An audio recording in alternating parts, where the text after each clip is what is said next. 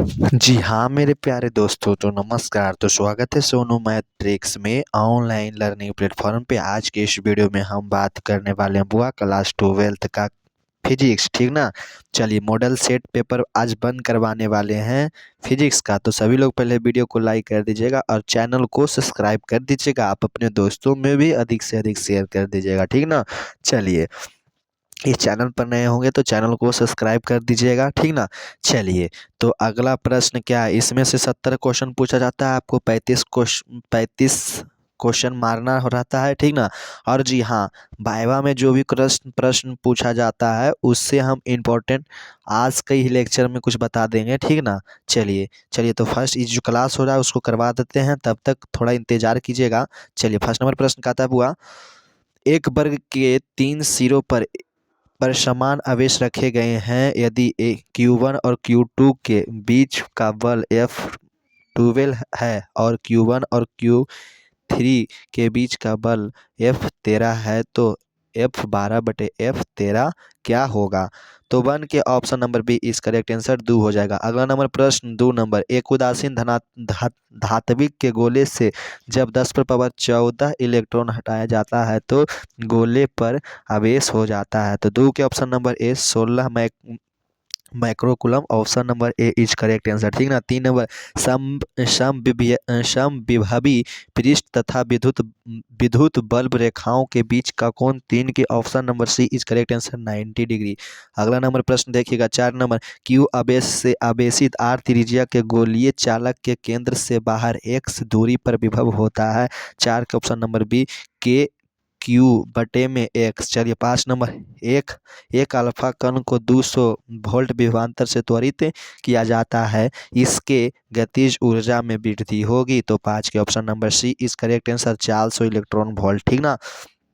6 number, सी धारिता की संधारित्र में संग्रहित ऊर्जा क्या होगी जबकि उसका विभव भी तक बढ़ाया जाए। तो 6 के option number B is correct answer 1/2 CV²। अगला नंबर 7 नंबर, एन एन एक समान गोलीय बूंदों जो समान विभव भी तक आवेशित मिलकर एक बड़ी बूंदे बनाती है, नई बूंद का विभव होगा।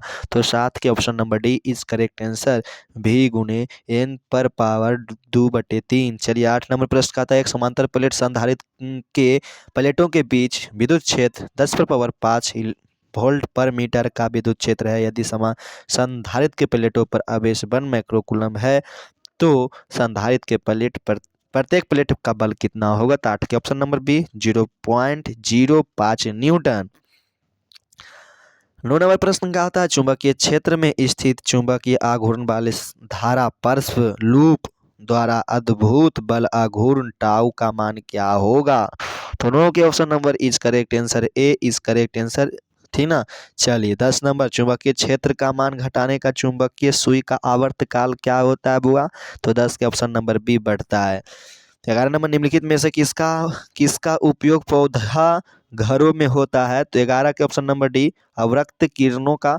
चलिए, 12 नंबर, किसी विद्युत चुंबकीय तरंग का सदिश x अक्ष के अनुदिश तथा h वेक्टर में सदिश z अक्ष के अनुदिश उस तरंग का गति की दिशा होगी। तो 12 के ऑप्शन नंबर बी इस करेक्ट आंसर y अक्ष के अनुदिश, ठीक ना। 13 नंबर, बेतारी तार संचार का आविष्कार किया। 13 के option number C Marconi, option number C. चलिए, 14 नंबर प्रश्न का आता है, एक माध्यम से दूसरे माध्यम में जाने में प्रकाश किरण मुड़ जाती है, किरण मुड़ने को क्या कहा जाता है। 14 का ऑप्शन नंबर सी अपवर्तन कहलाता है बुआ, ठीक ना। चलिए देखिएगा, 15 नंबर प्रश्न का आता है बुआ, किस कारण से हवा का बुलबुला पानी में चमकता नजर आती है। तो 15 का ऑप्शन नंबर डी पूर्ण परावर्तन से। 16 नंबर प्रश्न कहता है, एक व्युत्तल लेंस के परावर्तन का अपवर्तनांक 1.5 है, इसकी फोकस दूरी का मान क्या होगा यदि प्रत्येक तल की वक्रता त्रिज्या 20 सेंटीमीटर है। तो 16 के option number C is correct answer 20 centimetre, ठीक ना। अगला नंबर प्रश्न 17 नंबर, एक उत्तल लेंस ऐसे पदार्थ का बना है जिसका अपवर्तनांक 1.5 है। इस लेंस को यदि पानी में डाल दिया जाए तो इसकी किसके समान व्यवहार करेगा? 17 के ऑप्शन नंबर ए अभिसारी लेंस। 18 नंबर, तीन लेंस जिसकी फोकस दूरी 20 सेंटीमीटर माइनस 30 सेंटीमीटर और 60 सेंटीमीटर है तो एक दूसरे से सटे हैं, इस संयोजन का फोकस दूरी क्या होगा? 18 के ऑप्शन नंबर बी 30 सेंटीमीटर। चलिए 19 नंबर, यदि किसी दूरदर्शक के अभिदिरशक एवं नेत्रिका की फोकस दूरियां क्रमशः 20 सेंटीमीटर और 2 सेंटीमीटर हो तो इस दूरदर्शक की आवर्धन क्षमता क्या होगी? 19 के option number C is correct answer 10। चलिए 20 नंबर प्रश्न का था बुआ, निकट दृष्टि दोष वाली आंखें साफ साफ देख सकती है तो 20 के option number C is correct answer, निकट की वस्तुएं हम देख सकते हैं। ठीक ना। चलिए 21 नंबर, जब हम किसी वस्तु को देखते हैं तो रेटिना पर बनने वाला प्रतिबिंब कैसा होता है? वास्तविक और उल्टा हो जाता है। Option number B is correct answer हो जाता है। 22 नंबर प्रश्न का था, एक प्रिज्म से होकर गुजरने वाले श्वेत प्रकाश का न्यूनतम विचलन अवयव होता है। 22 के ऑप्शन नंबर ए लाल हो जाता है। 23 नंबर प्रश्न का था, कांच से हवा में जाती प्रकाश किरण का क्रांति कोण न्यूनतम होता है। 23 के ऑप्शन नंबर डी बैगनी रंग के लिए होता है। चलिए 24 नंबर, अगर आप इस चैनल पर नए होंगे तो चैनल को सब्सक्राइब कीजिएगा और वीडियो को आनंद लीजिएगा। ठीक ना, अंतिम तक जुटल रहिएगा। 24 नंबर प्रश्न का आता है, प्राथमिक इंद्रधनुष बनता है सूर्य के प्रकाश का वर्षा के बूंदों में तो 24 के option number C is correct answer, दो बार अपवर्तन और एक बार आंतरिक प्रवर्तन से। 25 नंबर, प्रकाश के तरंग गति सिद्धांत के अनुसार प्रकाश के वर्म का निर्णायक है। 25 के ऑप्शन नंबर सी अपवृत्ति, अपवृत्ति नहीं आवृत्ति। 26 नंबर, अज्ञात आकार वाले एक सुदूर स्थित स्रोत से आने वाले प्रकाश का तरंगाग होगा लगभग कितना होगा? 26 के ऑप्शन नंबर ए समतल होगा।